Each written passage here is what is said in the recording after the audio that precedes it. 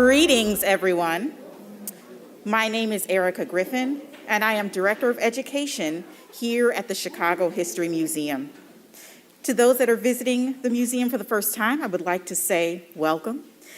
And to those of you who visited before, welcome back. To the Chicago Japanese American Council, Chicago Japanese American Historical Society, Japanese American Citizens League, Chicago chapter, Japanese American Service Committee, the Japanese Mutual Aid Society of Chicago, and other supporting organizations, thank you all for allowing me a moment to express brief words of welcome. Today we find ourselves 80 years removed from the signing of Executive Order 9066, an order bolstered by racial prejudice and the madness of war that led to the wrongful incarceration of 120,000 Japanese Americans during World War II, a most difficult history that asks us all to remember the importance of access to full measured citizenship, freedoms for all, and opportunities to explore the truths of history, no matter how difficult they may be to reason with. These moments of reflection help us all better understand the continued impact these moments have on our present and allow us to respond accordingly. Today, we also find ourselves in a moment of responsive reflection as we celebrate the passage of the Teaching Equitable Asian American Community History, or TEACH Act. Signed into law on July 9th, 2021, the TEACH Act makes Illinois the first state to mandate that Asian American history be taught in public schools, a much-needed positive change for our Illinois classrooms. The Chicago History Museum is also in a moment of responsive change. Under the direction of new leadership, we are reviewing our practices and policies and asking the difficult questions to identify ways to better amplify inclusivity and center community voices in our engagement with Chicago stories. And we are firmly recommitted to developing meaningful partnerships with those communities, connecting all of us to each other and understanding where our collective histories intersect, that we might together consider the future of our great city. The Chicago History Museum holds that our communities, our residents, are assets, and it is our role as a contemporary museum to make supportive space for right actions.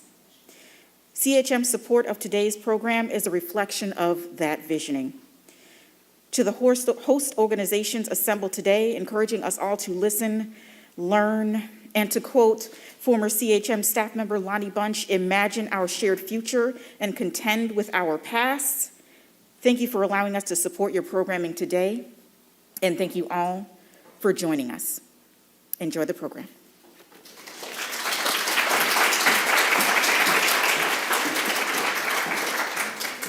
Thank you, Erica. Hello, everybody, and welcome to Chicago's Day of Remembrance 2022. To get things started, I ask that all who are able to please rise in acknowledgement of our Japanese American veterans from the Chicago Nisei Post number 1183 as they post the colors.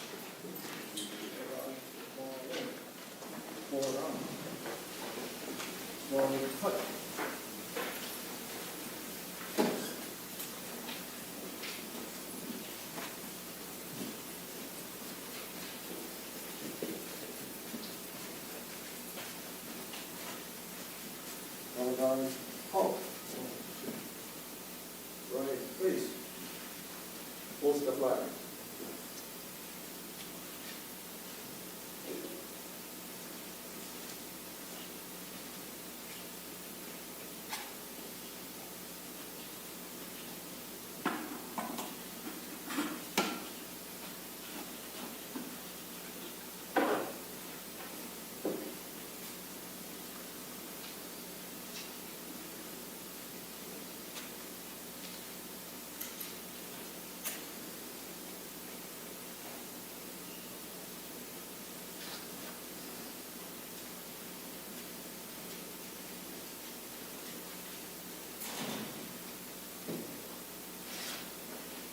Left and right face. Forward, hut.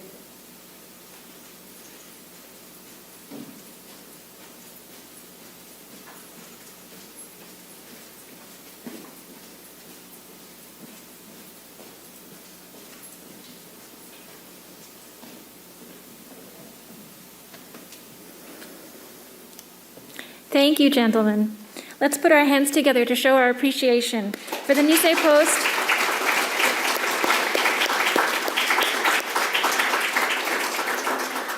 and our appreciation for any other veterans in the audience.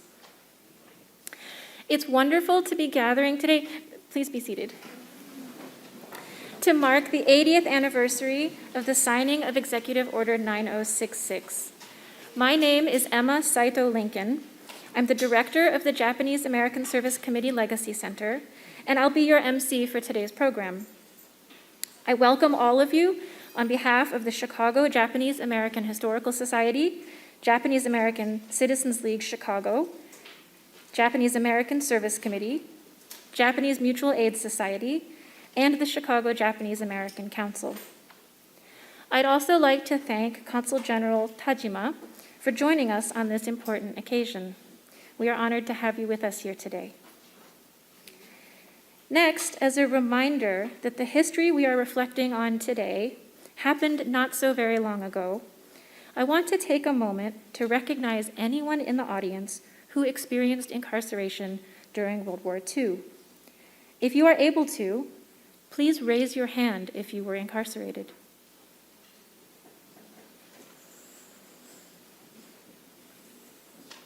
Thank you. And how about a showing of hands from anyone who has family members who were incarcerated? Thank you.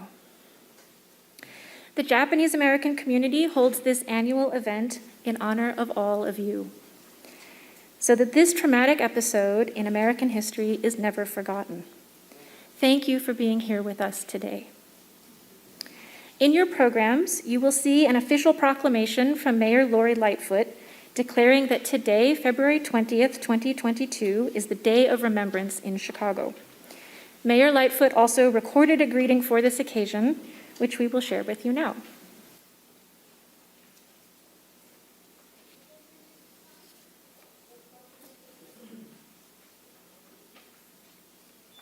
Hello, everyone. I'm Mayor Lori Lightfoot, and I want to share a special message for this year's Japanese American Day of Remembrance. Every year, Chicago's Japanese American communities commemorates the February 19, 1942 signing of Executive Order 9066. This was a racist and war hysteria-driven action that, as you know, forced 120,000 Japanese immigrants and American citizens out of their West Coast homes and kept them held without due process in incarceration camps during World War II. Eventually, more than 20,000 former incarcerees would come to Chicago to rebuild their lives. Chicago's Day of Remembrance urges us to protect the rights and freedoms of all, especially in times of crisis. And amidst ongoing racially motivated violence and political unrest, this day also urges us to take an honest look at American history to avoid such tragic events from repeating themselves. And to support this effort, the Illinois General Assembly passed on a bipartisan vote the nation's first legislation mandating that public elementary and high schools include a unit of Asian American history in their social studies curricula. Signed into law by Governor Pritzker, the Teaching Equitable Asian American Community History, or the TEACH Act, which took effect on January 1 with implementation required this upcoming school year. Today's program will include key leaders who worked tirelessly to get the TEACH Act passed, including Illinois State Representative Jennifer Gong Dershowitz and Asian American Advancing Justice Chicago Executive Director Grace Pye. You will also hear from organizations offering educators access to lesson plans and other materials ready for classroom use, as well as community members who anticipate the Act's positive effects. I hope you will all enjoy today's program, and please, everyone, continue to be safe.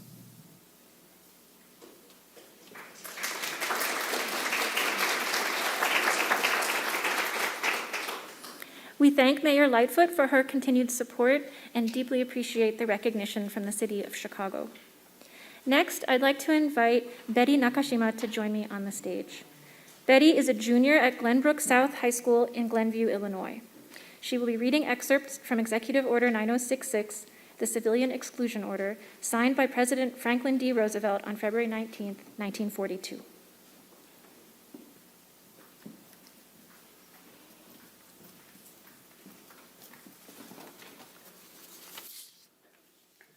Western Defense Command and 4th Army Wartime Civil Control Administration, Presidio of San Francisco, California, May 3, 1942.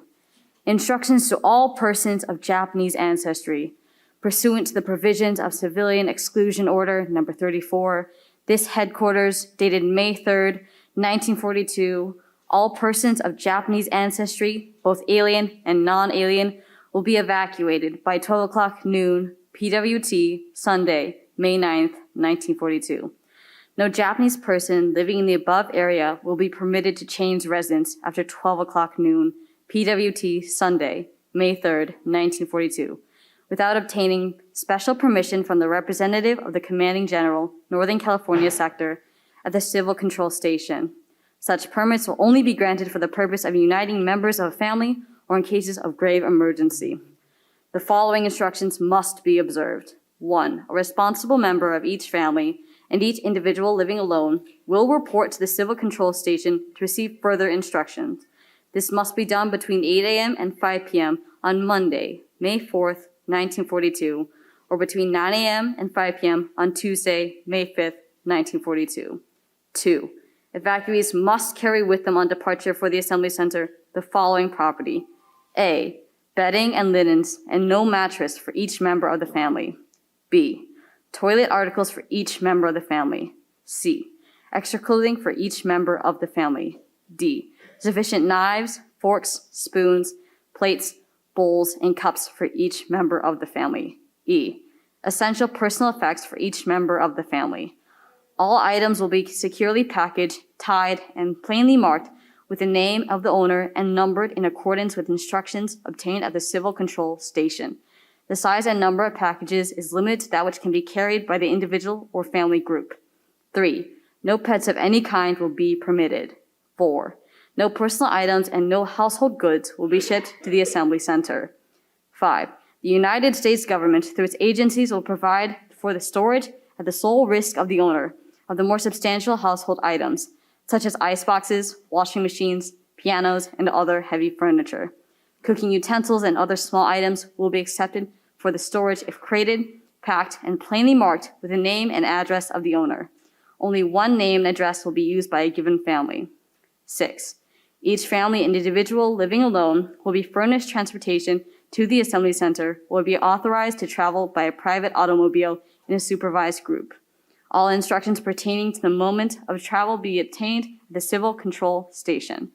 Go to the Civil Control Station between the hours of 8 a.m. and 5 p.m., Monday, May 4th, 1942, or between the hours of 8 a.m. and 5 p.m., Tuesday, May 5th, 1942, to receive further instructions. J.L. DeWitt, Lieutenant General, U.S. Army Commanding. Thank you.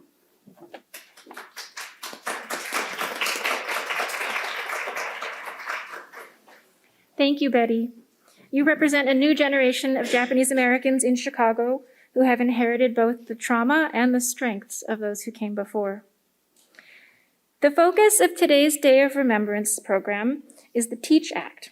TEACH stands for Teaching Equitable Asian American Community History, and you will be hearing more about what this new legislation does and how it is being implemented in a moment. We chose to celebrate the TEACH Act because we are proud to see Illinois at the forefront of educational progress. And we know that education is the first step toward ensuring that what happened to people of Japanese descent during World War II never happens again. To tell you more about the TEACH Act and what it accomplishes, we have some remarks from Illinois State Representative Jennifer Gong Gershowitz. An Asian American herself, she represents District 17 in the Illinois State Legislature, and she was a co-sponsor of this groundbreaking legislation.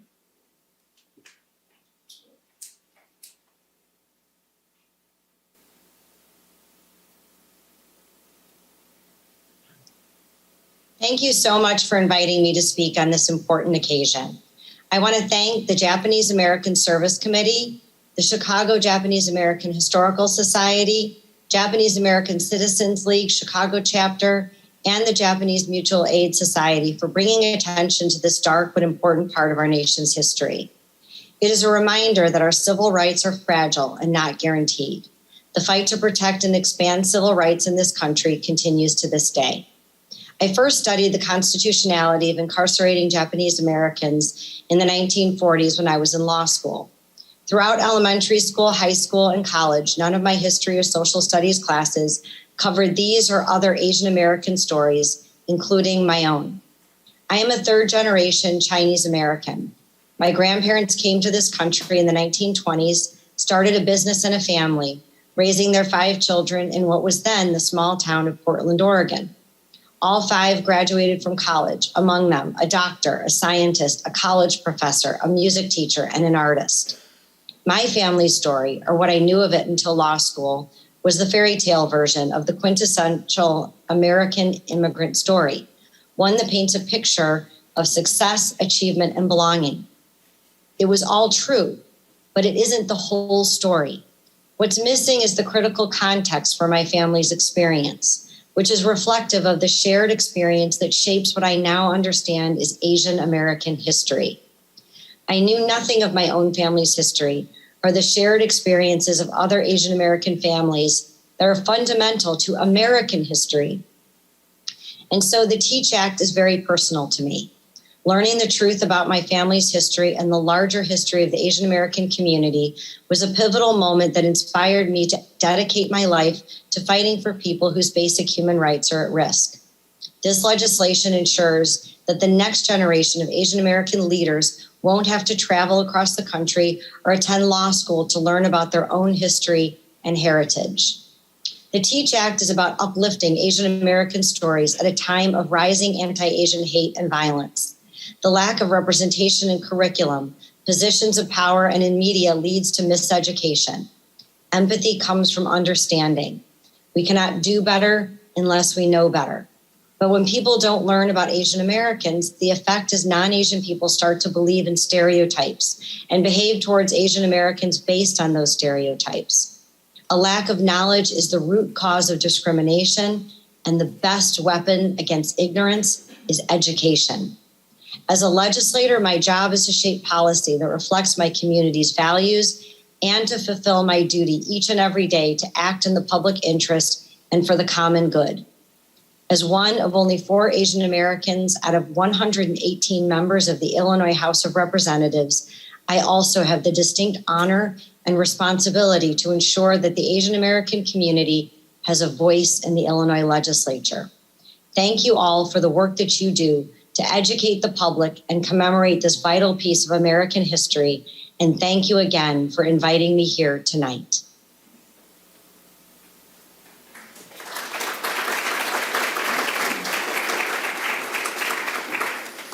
Thank you to Representative Gong Gershowitz and all of her hardworking staff for shepherding the TEACH Act through the legislative process. Next, we have some insights from Grace Pai, the Executive Director for Asian Americans Advancing Justice, Chicago. Grace will tell us about the coalition building that was essential to passing the TEACH Act, as well as the important work her organization continues to do now to support implementation of the new mandate.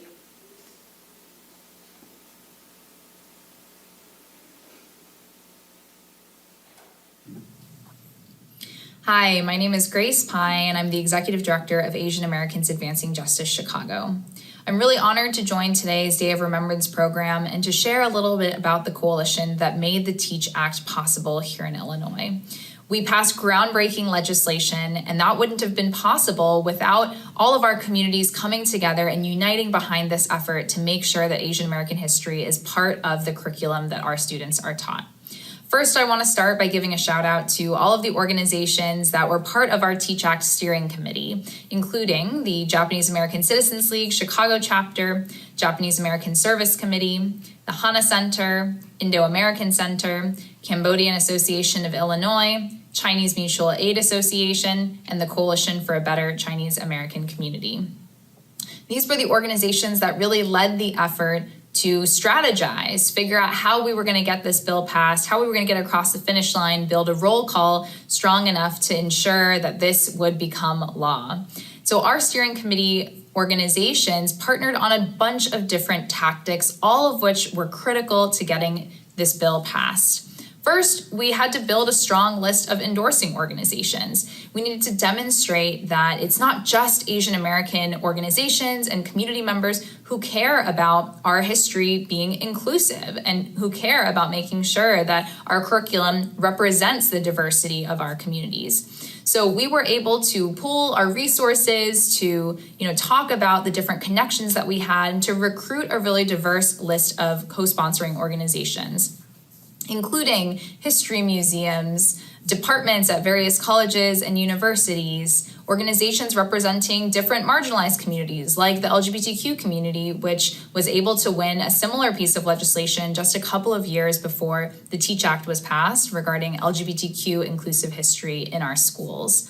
I think demonstrating that wide range of support was really important because while this is something that's incredibly significant for Asian Americans, we know that inclusive history is not a challenge only for our community. So many marginalized communities are left out of what our kids get taught in public schools. And so it was really important to be able to bring together different stakeholders and to show legislators that this was an issue that had really wide-ranging support.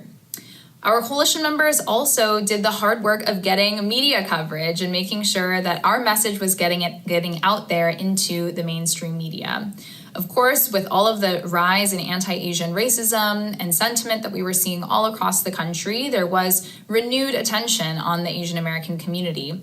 And we were able to use that momentum to really make the case for the TEACH Act.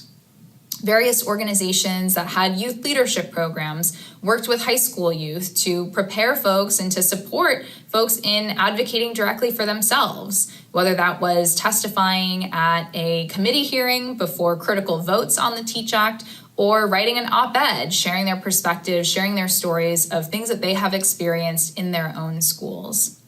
We also did an incredible amount of legislative outreach. We did our best to talk to as many legislators as possible, which was difficult in this, pandemic, having to do all of our outreach virtually and having remote meetings. But we were able to talk to a lot of critical legislators who were voting in committee before the bill made it to the floor, and we were able to partner with our bill sponsors on developing a really strong roll call. We also did a lot of community education and made sure that we were creating opportunities for community members to learn about why the TEACH Act was important and to reflect on stories from Asian American history that they might not have learned growing up. We know that for so many of us, this was a big part of our education that was left out. And so we created opportunities for people to both learn and share their stories. In total, we collected 65 personal testimonies, some of which were illustrated and shared on social media. We mobilized more than 1,000 witness slips in support of the TEACH Act at critical times right before committee votes. We had dozens of volunteer leaders contributing their time to legislative meetings, to preparing, to learning how to lobby effectively. And we also mobilized hundreds of emails from constituents directly to their legislators. We know that that is one of the most critical parts of outreach and winning a campaign. And so we're really thrilled that Illinois is now the first state in the country to require Asian American history to be taught in public schools. We were followed by New Jersey just last month, which is really exciting that there's already momentum across the country to bring our victory to other states.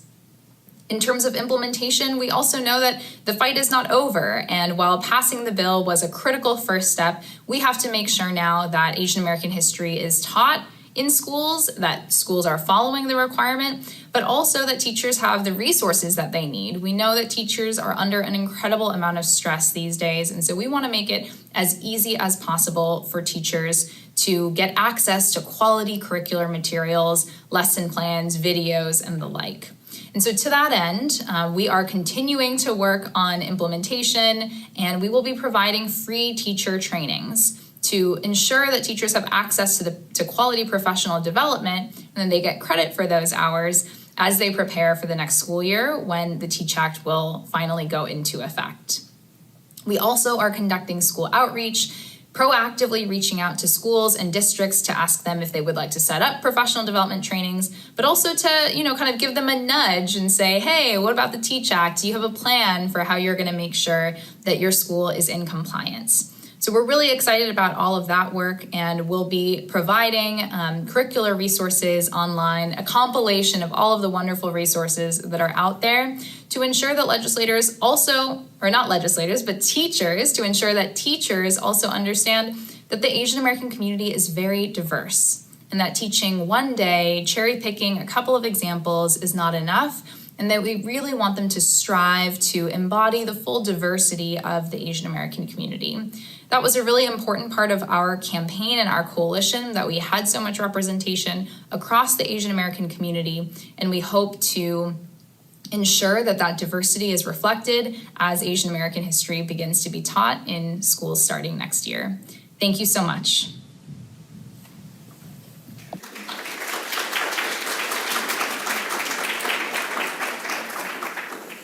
Thank you to Grace and to everyone at Asian Americans Advancing Justice Chicago and all of the members of the Teach Coalition.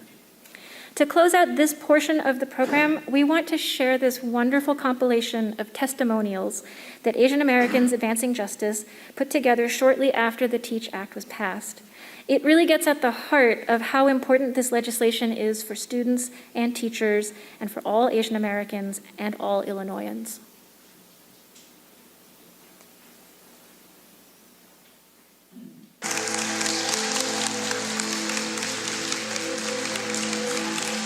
The Teach Act means so much to me, and honestly, it's even more remarkable that we are the first state in the nation to do so. I think, this morning I was telling my friends just how happy I was, because even though, as a college student, I won't get to experience the curriculum, it's just really moving to me to know that the younger students and my own younger siblings as well will actually get to see themselves represented in the curriculum. So for me, it just means that my little siblings and just the future generations will really learn about what it means to be Asian American.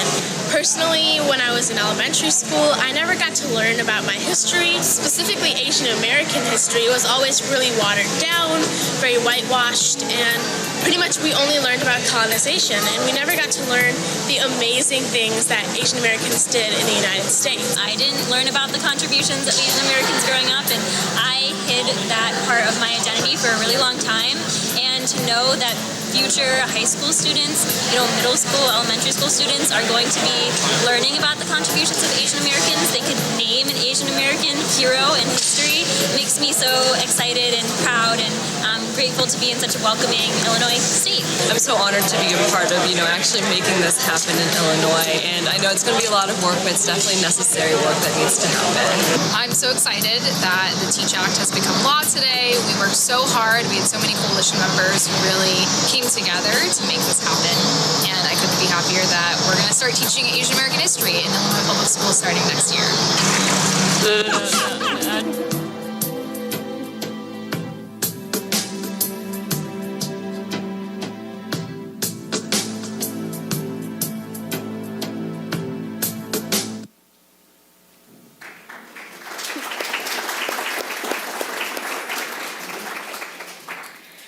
For the next part of the program, we'll be highlighting several educational resources from Chicago-based organizations. While we will be focusing today on resources that specifically address Japanese American history, we want to be crystal clear about the fact that the Teach Act encompasses all Asian American histories. The diversity within Asian American identity is a beautiful thing, and the Japanese American community stands in solidarity with all of the other Asian American communities in Chicago and across Illinois to ensure that our collective voices are heard. You will be hearing from 4 different organizations, all Chicago-based and all deeply rooted in the Japanese American community.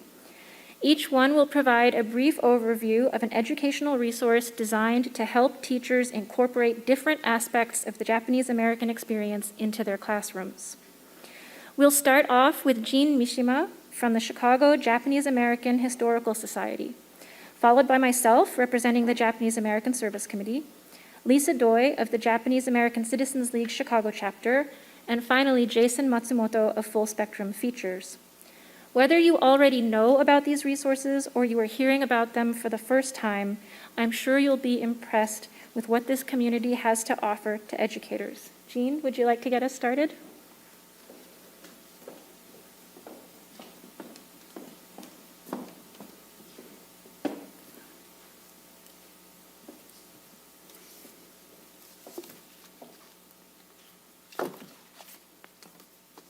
Good afternoon. My name is Jean Mishima. I'm president of the Chicago Japanese American Historical Society, otherwise known as CJAHS. Oops. I went too far ahead. Anyway, I goofed again, as usual, but we'll catch up to that. The Chicago Japanese American Historical Society main mission is to educate the general public on the experiences of the Japanese American incarceration during World War II and how it continues to be relevant to racism today. Building bridges. This is in spite of the COVID pandemic, we have worked for 2 years on developing a curriculum and lesson plans in preparation for 2 virtual teachers workshops that we presented last year, April of 2021, titled Building Bridges, the People of Japanese Answer Incarceration During World War II and Relevance to Racism Today. The advantage of the virtual lessons, we were able to reach 51 teachers from 21 states from the East Coast to the West Coast. Never again. It is a common phrase used when an event occurs in a history that is unjust.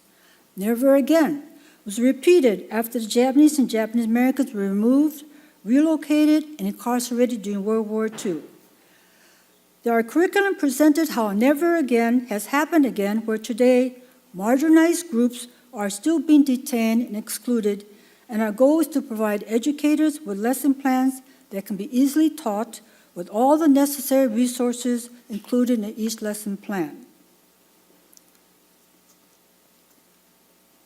The table of contents of this curriculum will list the lesson plans from the introduction of racism from the past to the present.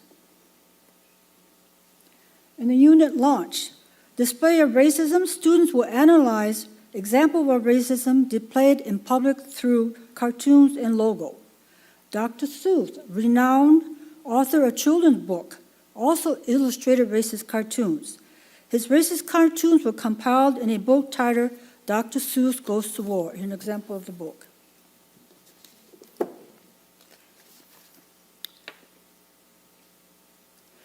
The prehistory of the anti-Asian campaign began with the Chinese in the mid-1840s, which resulted in the passage of the Chinese Immigration Act of 1882, which stopped all further immigration of Chinese laborers. So the United States went to Japan, asking them to allow their laborers to come to the United States to fill in the gap. Then the organized anti-Japanese campaign began in 1907. President Roosevelt, on December 7, soon after Japan bombed Pearl Harbor on December 7, 1941, President Roosevelt signed Executive Order 9066. Executive Order 9066 gave General DeWitt, the Western Defense Commander, the authority to force removal, relocation, and incarceration of 120,000 Japanese and Japanese Americans into internment camps under the Relocation Authority. The Commission on Wartime Relocation and Internment of Civilians found that the incarceration of people of Japanese ancestry was a result of war hysteria, racial discrimination, and poor political leadership. In the 21st century, the terminology has evolved from assembly centers to detention centers, internment camps, to American concentration camps. Here is a map that shows you all the different types of internment camps. There's also the Department of Justice camp, where right after Japan Pearl Harbor, all the Niseis and Iseis were rounded up by the government, and they were put in the Department of Justice camp. And they were run by the Juvenile Convention. Some of them were returned to the families, others had stayed in these camps for the duration of the war. Here are some of the samples of racism toward targeted groups today. Thank you very much for your attention.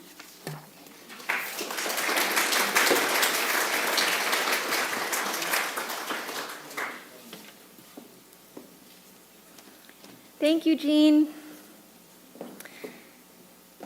The resources I'll be highlighting next were part of the same grant project as the Building Bridges curriculum. And in fact, one of them is the basis of Lesson 6 in the curriculum that Jean developed.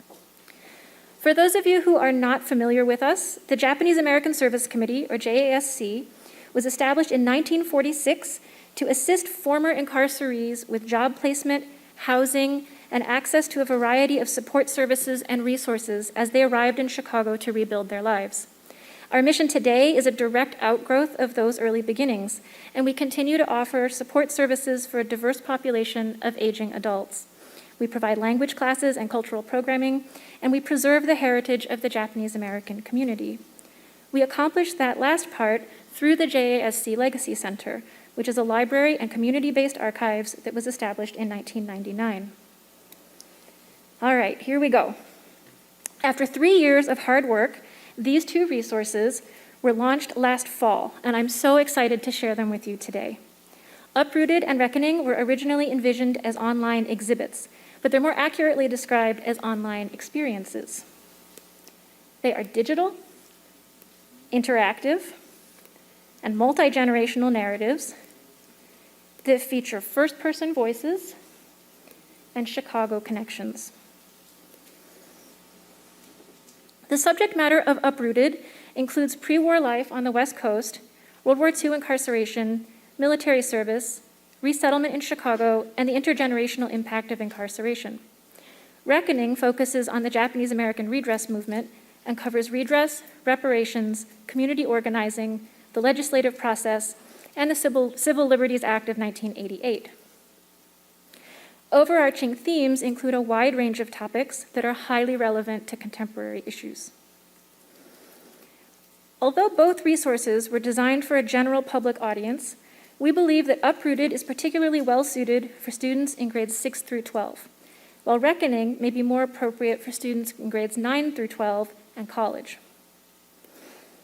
There are a variety of classroom-ready features built into the design of both websites. I'll go through these features quickly and then share a demo of one of the sites so you can see how all of the pieces fit together. Expandable key terms appear throughout the text on both sites. Clicking on a highlighted term reveals a brief definition. Reflection questions appear toward the end of each chapter, prompting students to synthesize the information and think more deeply about what they've learned. Interactive question and answer sections provide students the opportunity to converse with real individuals sharing their own personal experiences. This feature was inspired by the holographic theater at the Illinois Holocaust Museum and was built on the foundation of JASC's extensive oral history collection. For each of the 3 storylines in Uprooted and for each chapter in Reckoning, we've compiled a supplemental resources list. The lists include primary sources in a variety of formats, accompanied by discussion questions to prompt further exploration. We've also included extensive bibliographies that reflect the deep research that went into the creation of each story. For more advanced students, these bibliographies can serve as a jumping-off point for projects and assignments. Let's take a quick look at Uprooted to see how these elements fit together.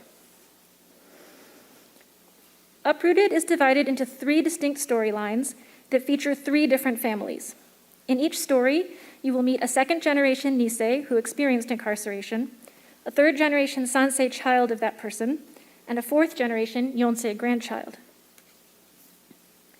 Using Chiyoko Omachi's story as an example, you can see our story begins in Terminal Island, near Los Angeles, California. Chiyoko was 15 years old when Pearl Harbor was bombed.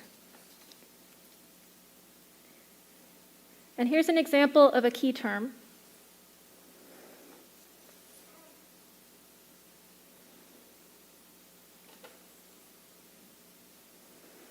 And some wonderful historic photos.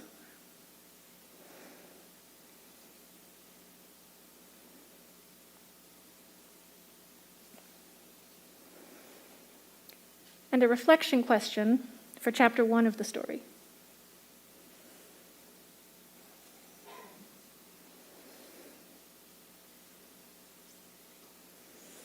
And now we get to interact with Chiyoko herself. We're going to ask her, when you had to evacuate Terminal Island, what was the hardest thing to leave behind? On our mantle, Papa had made, I had a yacht with wheels. And instead of a kiddie car, I had this little yacht with a cabin. Oh, that was so cute. We had to leave that there. I think we gave it to our neighbors and gave everything to our neighbors, one and all. But some things were really quite wonderful and precious. I hope someone's enjoying those things. But that was, many, many years ago, 70, 80 years ago. They certainly would be gone by now. The rest of the story follows Chiyoko's journey through incarceration and resettlement and includes chapters on her daughter's experiences growing up in Wilmette and her grandson's upbringing in Deerfield. In the interest of time, I'll skip showing the supplemental resource list and the bibliography. And while we don't have time to look closely at Reckoning, it follows a very similar structure. We think there are a lot of reasons why students will find Uprooted and Reckoning especially engaging. The characters are real people, and in many cases, they are children, teenagers, and young adults as their narratives unfold. The choice-based structure provides a choose-your-own-adventure element, and the interactive question and answer sections make complex topics less abstract. The Chicago and Illinois points of reference make this national history more recognizable and more relevant to students in our state. And the connections to contemporary issues provide plenty of opportunities for meaningful conversations. So, how do you access these wonderful teaching tools? Simply point any web browser to uprooted.jasc-chicago.org or reckoning.jasc-chicago.org. These resources are completely free to use. To wrap up, I need to express my deep thanks to Catherine Nagasawa, who produced Uprooted and Reckoning for JASC. Web design was done by Paula Friedrich, and the beautiful illustrations were created by Corey Nakamura Lin. Thanks also to Matthew Joe and Anna Takada for their contributions to the project. Finally, JASC is extremely grateful to the National Park Service and Department of the Interior for the Japanese American Confinement Sites grant that made all of this possible. Next, I'll hand things over to Lisa Doi, president of the Chicago chapter of the Japanese American Citizens League. After Lisa, you'll hear from Jason Matsumoto of Full Spectrum Features, and Jason will also be introducing the culminating act of this year's program, which is a brand new composition from Hoatsu Taiko.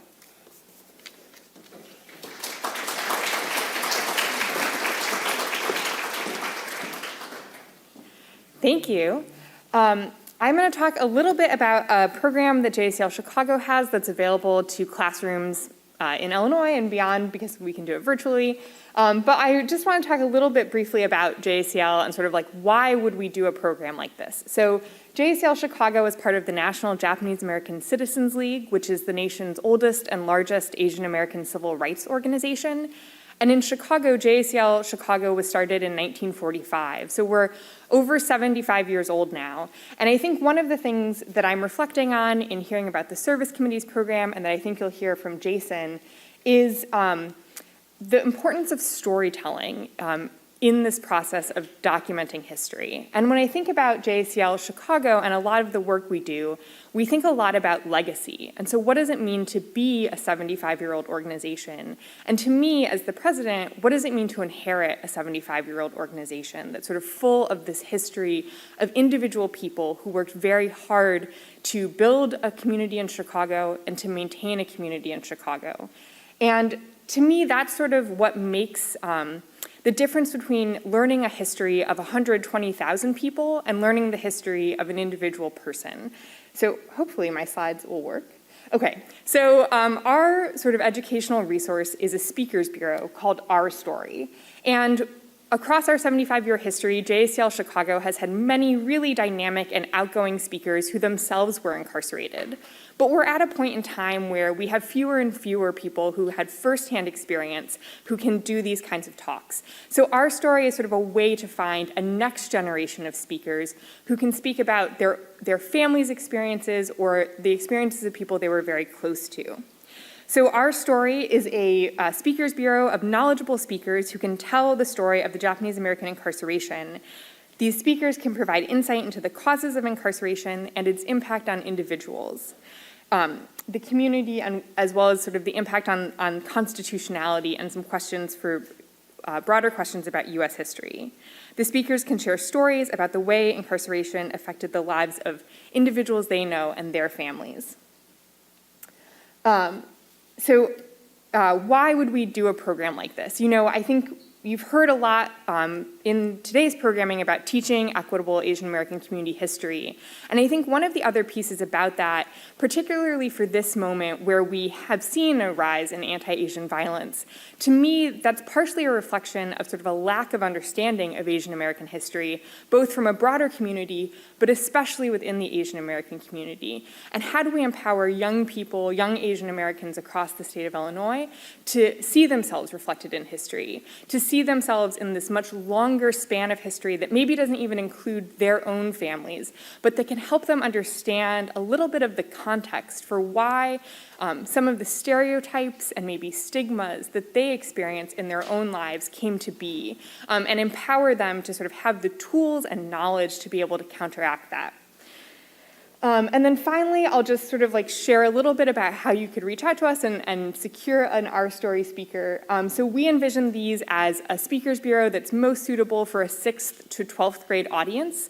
Again, we can do in-person visits, but we're also able to do virtual visits, you know, on a range of virtual platforms. So our website is here, as well as our email address, or you can give us a call to help set up a program for a classroom that you're part of, or please share this information with other teachers. And all of our organizations as well will be upstairs after the program. So if you'd like more information about Our Story, please come visit us upstairs, and we're happy to tell you more. Thank you so much.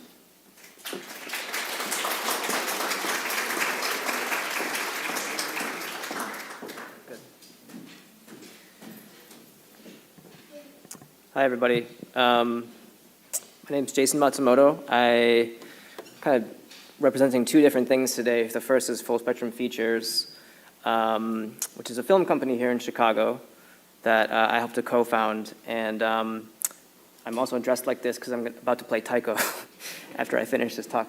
So, and I think, you know, just hearing the other three speakers, are just the wealth of tools and resources and different things that are at the disposal of Illinois teachers and teachers more broadly across the country is really spectacular.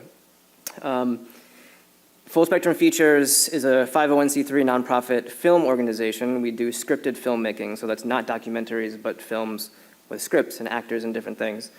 And our mission is to drive equity into the independent film space.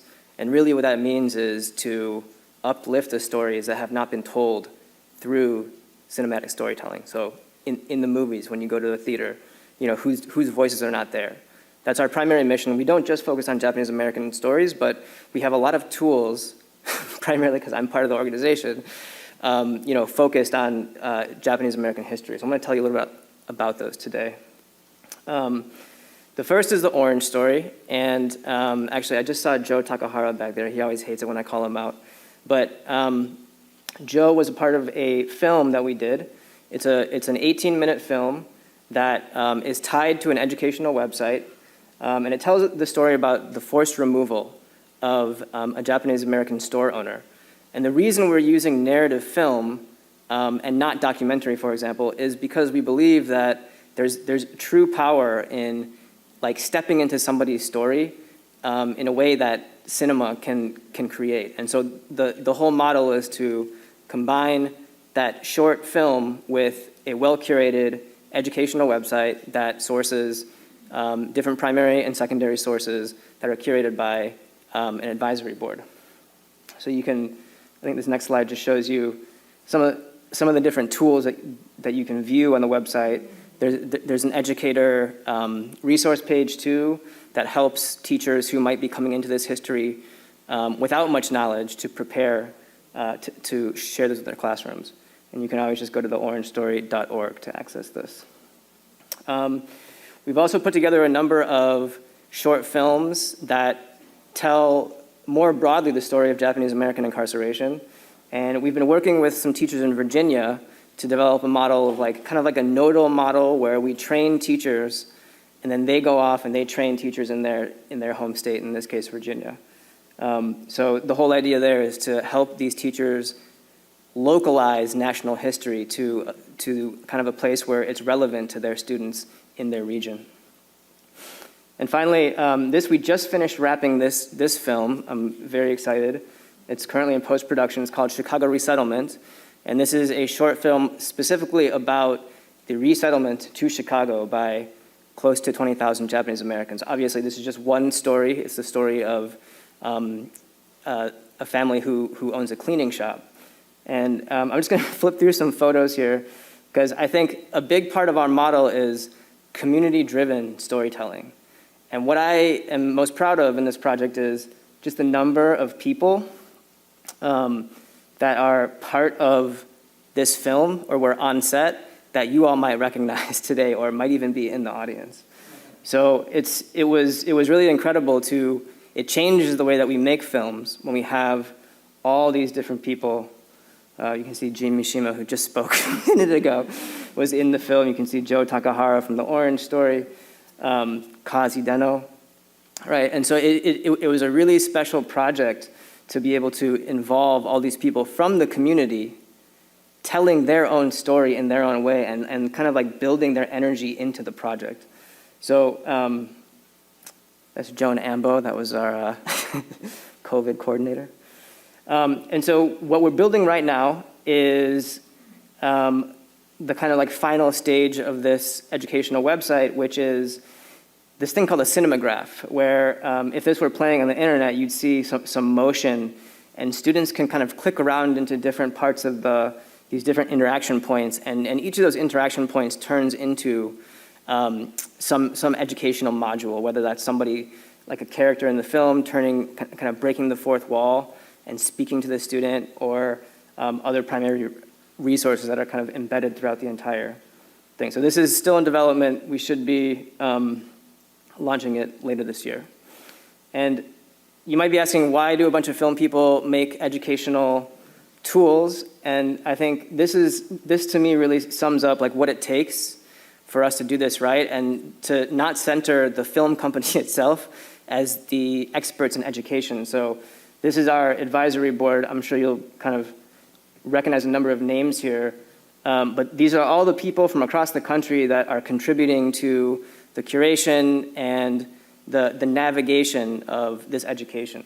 And I just want to specifically name, again, Kat Nagasawa, I think you heard her name, from Emma, is our web producer. Jasmine Allender and Ashley Chimney McNeil are both on the academic side of running this project. And of course, our funders, the National Park Service through the JALC grant and the JA Community Foundation. So that's it. And I think we're ready to move on to the final part of the show, which is the Hoatsu Taiko performance. So I'm going to switch. I'll switch and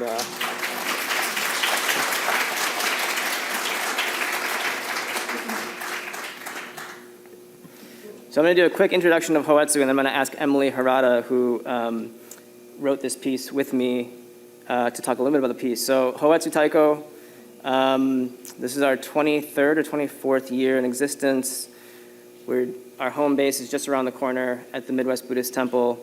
Our lineages, we come from the very first group, the very first Taiko group here in Chicago, the Midwest Buddhist Temple Taiko group, which formed in Chicago in 1977. We have a model in which we try to really uplift Japanese American Taiko and blend that with the personal and musical backgrounds of all of our members in a way where we want to create music that is meaningful to ourselves and to our audiences. So I hope you enjoy this. Emily and I have been working hard, and the rest of the group has been working really hard to get this done before today. So. Okay. Hi, so I'm going to talk a little bit more about the piece that we wrote for today. So when the Chicago DOR committee asked us to write a new song for today's historic 80th Day of Remembrance, we were excited to take on what seemed like a challenging artistic process. How do you capture the complexity of what this nationwide day of commemoration signifies? How do we make it meaningful to so many people who inevitably have different relationships to this history? And how do you bring it to the audience of our friends, our parents, our aunts and uncles, cousins, and grandparents? Although Jason and I have played together for half of our lives, this is the first time that we have collaboratively composed. We have different approaches to taiko composition, but through conversations around DOR, we centered around two concepts of how we want to commemorate this day, which is standing alone together and home style, and wanted to bring a possibly unexpected, upbeat sense of joy as an ode to the community that is here in Chicago and for the progression we've made and continue to strive for. This piece is still unnamed, and we believe that a name will come and that it will be shaped by the feeling of the piece settling into each member of Hoatsu Taiko and into you, the audience. You'll hear interlocking rhythms, unsettling rolling, changes in the G or foundational rhythm played by Ryan Toguri, and times when every instrument comes together. You will experience shifts in the tone of the piece from something light to intense to chaotic and back to settled. And all of this, it's intentional. It represents the themes of the piece. You'll also see some choreography that was jointly developed by the other members of Hoatsu as they were learning the song. This is uniquely Hoatsu. It is what makes this ensemble special, the wholehearted effort by all the members to contribute something from themselves to a project like this. This piece is still fresh, and the ensemble is excited to continue to shape and develop it over time. We would love to hear today what your take is on what you hear. What meaning did this have for you? And when we think of commemorative art, the living memory and reaction of the people who hear this is a critical part of the process. This is for all of us, and it will continue to shape, morph, and shift over time. Thank you for having us today. Please enjoy.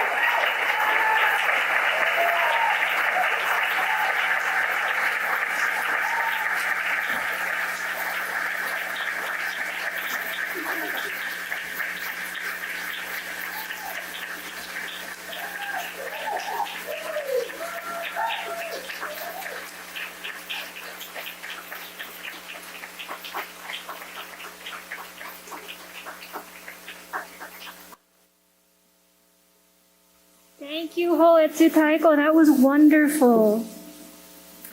Before we conclude the program, I just have a few announcements and acknowledgements to make. First, I want to share the excellent news that 6 days ago, on February 14th, the United States Senate passed a bill to establish the former incarceration site known as Amachi in Granada, Colorado, as a National Historic Site.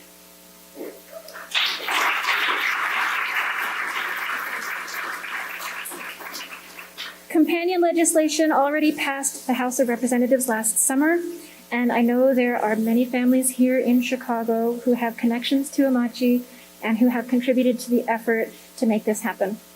Let's applaud this long overdue accomplishment.